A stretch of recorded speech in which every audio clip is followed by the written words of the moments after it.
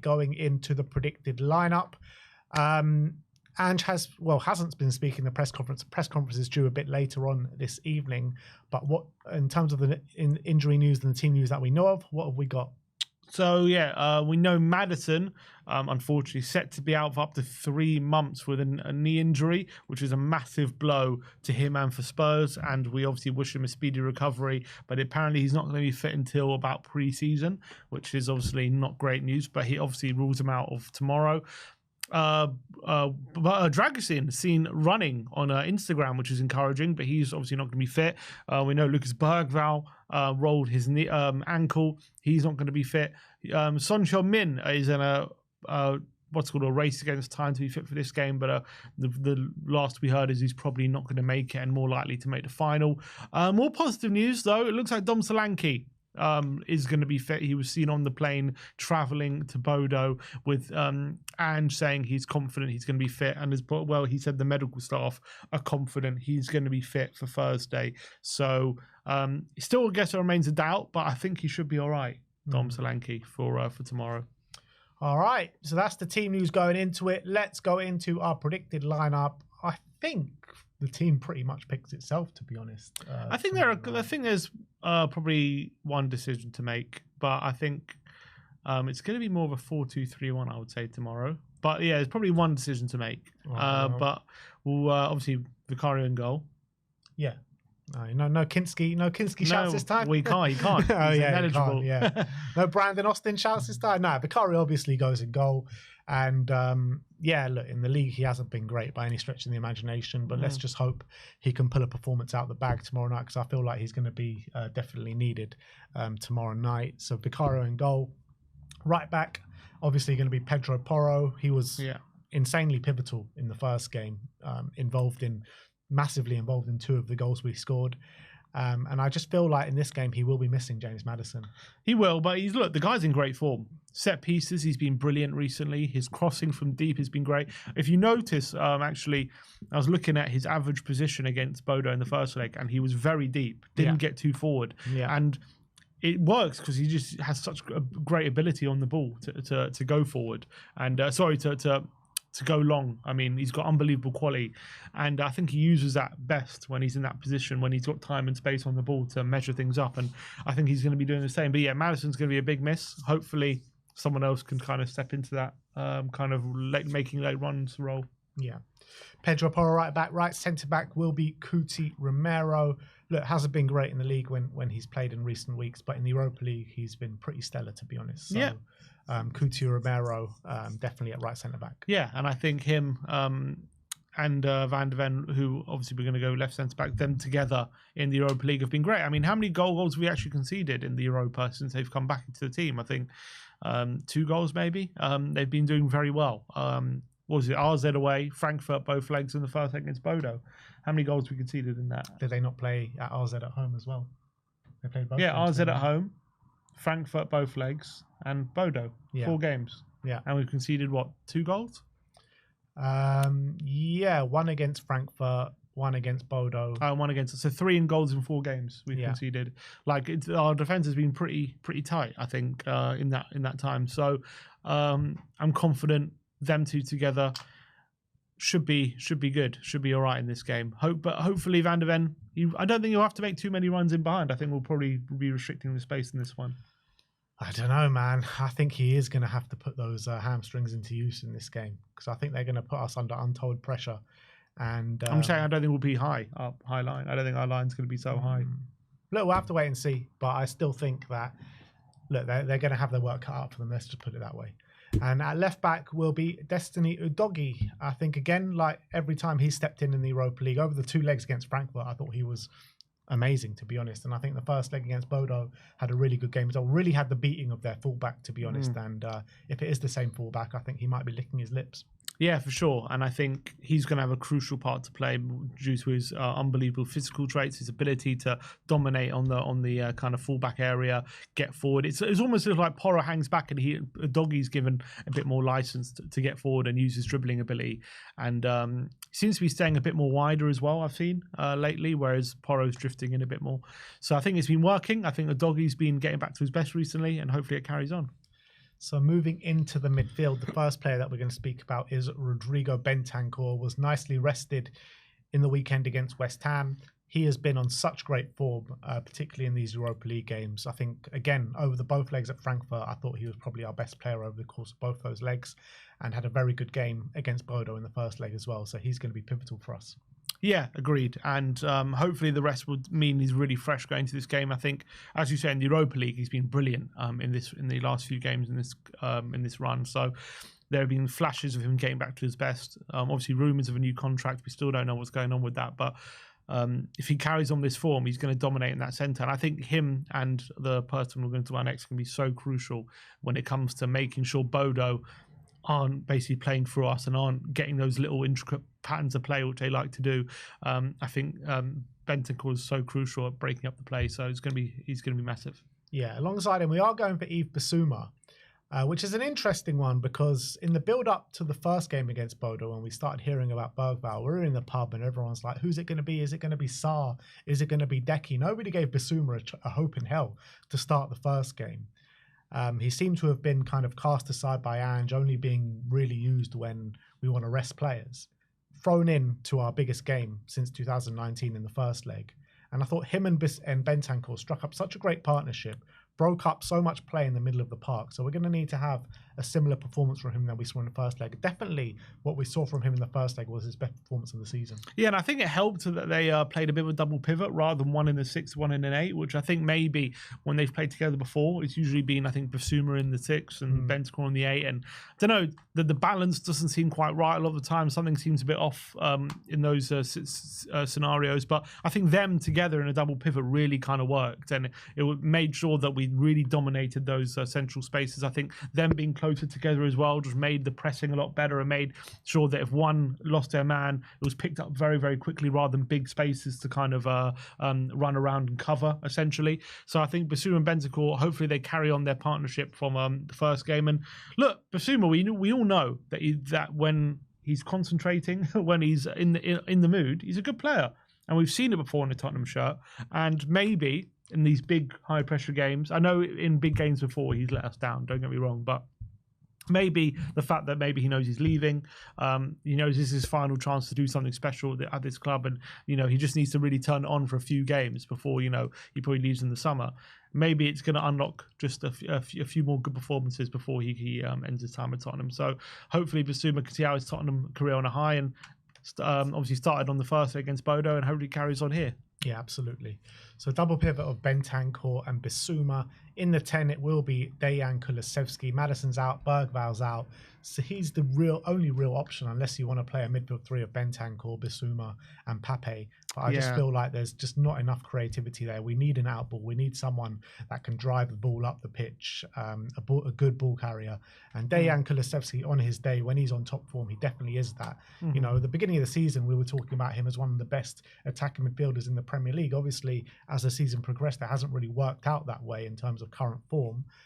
And since he's come back from injury, he hasn't really shown anywhere close to those levels. But in this game, biggest game of the season, we really need Decky back to those levels. Yeah, hopefully the fact he played 90 minutes on the weekend would have done him a bit of good in terms of just getting back up to speed physically, where it seems as though he's been kind of catching up his fitness. And there's no doubt about it, he hasn't been great since he's come back from injury. He hasn't come back into top form, but maybe that's why he kept him on for so long. Maybe he just wanted to get as many minutes into him before this big game as possible. We know he's got an unbelievable mentalities. Many times he speaks so well, and hopefully with the game of this magnitude, of it being so big, hopefully it unlocks something in him and he gets back into the kind of form we were seeing earlier in the season, because we know that in that kind of form he's a formidable opponent and he's hard to stop. And it's such a shame Maddison's missing, because I thought he was in brilliant form and he was just hitting his stride as well this season. Like, he was starting to perform pretty consistently, pretty good. Like in big moments as well, in big games, he was really showing up. So he's going to be a massive miss. But hopefully Decky, if he can show anything like his early season form, hopefully Maddison won't be missed too much. Yeah. Moving on to the front line, in terms of the right winger, I believe it's going to be Brennan Johnson. And I also think it's the right call as well. I know, there's a lot of things around Brennan Johnson when he's not scoring, he's not doing much. but we just need people that can put the ball in the back of the net in this kind of game. We need results. It doesn't really matter the way we play as long as we get the result. And I feel like with Brennan Johnson, obviously he popped up with a goal in the first leg, and let's hope he can do the same in this second leg. And, 17 goals this season is not to be sniffed at. And I don't think you can leave a player out that scored that many goals this season in a game like this where you just need a goal. Yeah, agreed. And we know that one goal can make the difference. And especially the fact he got a goal in the first minute last game. Hopefully we can start the game in similar fashion, although that'll be unbelievable. I don't think it's likely. But as you say, 17 goals in all competitions this season. The guy knows where the back of the net is. He has started all our big European games so far this season, apart from maybe the RZ one at home. He's been the one regularly called upon and relied upon by Ange. Got rested on the weekend as well. I do think he comes in from the start. And look, whatever you want to say about Brennan, whatever you want to say about how good you think he is, what you can't deny and what you can't argue with is his goal tally. And that's why he's in the team. And you know what as well? In the second leg against Frankfurt, he did such a good defensive job helping out Pedro Porro on that right-hand side. And we're going to need a carbon copy of that performance going into this game. At left wing, we are going to look at Richarlison, in my opinion. I think it might be Tell, You think so? Why do you think that? Because I think, first of all, Richarlison, obviously played, I know Tell played on the weekend as well, but Richarlison played an hour, was taken off. But I just feel, well, I'm trying to think if I want Tell, if it's going to be Tell. But I think in this kind of game, obviously, Richarlison was taken off at half-time last time. He said it was for a tactical reason. But I think in this kind of game, when we're away from home, obviously, Tell did play away at Frankfurt, didn't he? And he played quite well in that game. And I think in this game, for me, I think we're going to want one of Solanke or Richarlison on the bench so we can bring them on. I think it's a mistake. I think that's more you than maybe what Ange is thinking. I think he might be thinking that as well, because I think it really hurt us a lot, and it's hurt us all season when we haven't had that focal point and we haven't had that target man to aim at. And if we start, I don't know if Solanke can play 90 minutes. He's a doubt for this game. And also, if we start Richarlison on the left, and then if Solanke can't finish 90 minutes, it means either putting Richarlison up front, and you have to run him to play 90 minutes, or putting Tell there. And I don't think Tell there would work.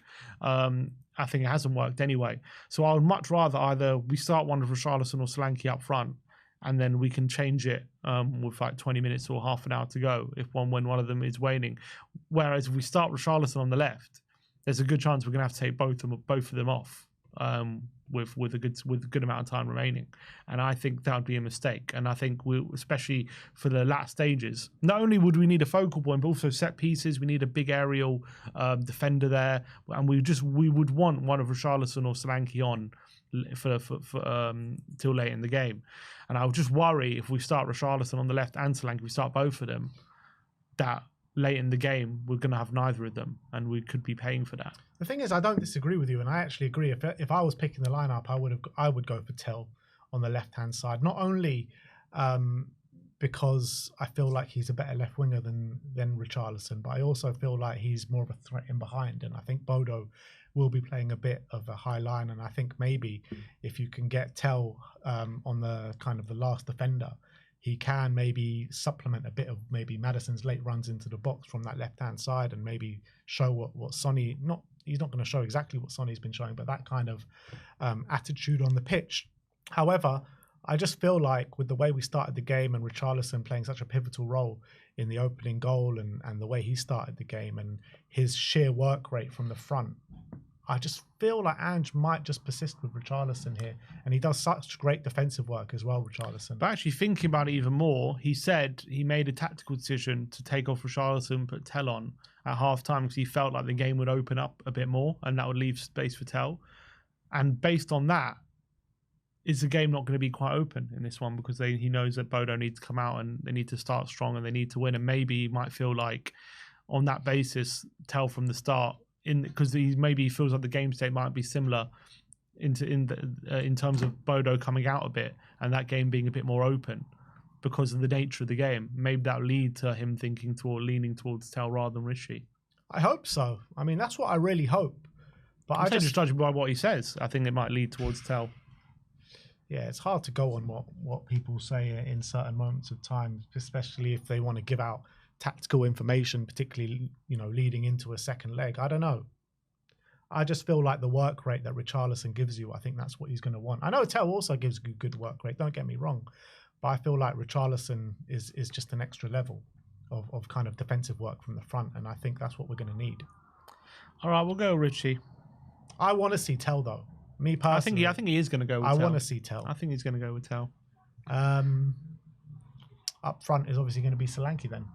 It will be Big Dom, and hopefully he's not kind of struggling too much with this kind of quad injury going into it. He was seen on the plane going to Bodø. So look, I guess we don't... People saying in the comments saying Richarlison hasn't travelled. You what? Is that true? Who said... Is that true? Has Richarlison not travelled? Apparently Son and Richarlison... Well, we know Son is not going to be in the squad, but apparently Son and Richarlison haven't travelled. Let me see. Richarlison. I haven't seen anything on it.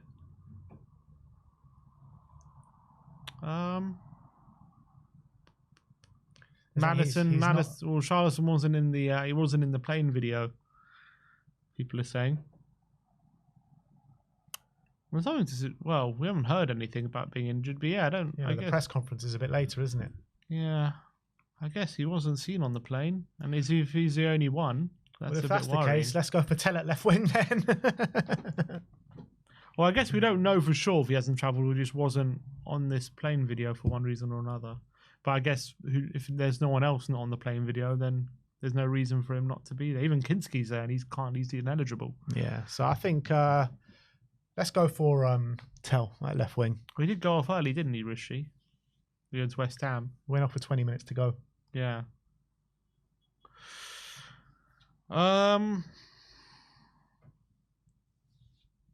Okay.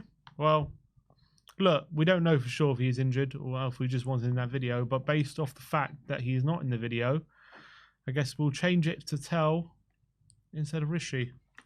Yeah, and I think that kind of brings a better dynamic to the team anyway, in my opinion. I said before that I would like to see Tell start over Richarlison, but I just felt like Ange would have gone for Richarlison. But look, this is the lineup that we are going for. Vicario in goal, Porro right back, Udogie left back, Romero and Van der Ven in the centre-back positions. A double pivot of Bentancur and Bissouma with Johnson, Kulusevski and Tell just behind Big Dom Solanke.